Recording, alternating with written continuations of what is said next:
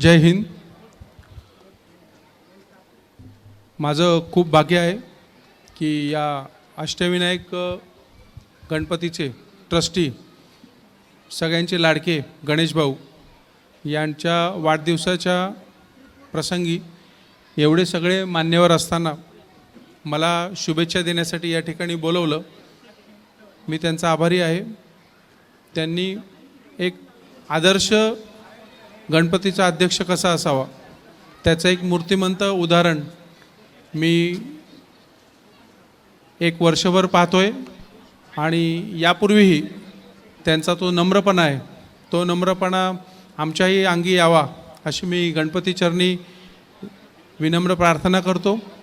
त्यांना उदंड आयुष्य लाभू दे आणि त्यांच्याकडून अशीच जनतेची सेवा होऊ दे ही गणपती चरणी प्रार्थना करतो आणि या ठिकाणी थांबतो। जय हिंद, जय महाराष्ट्र।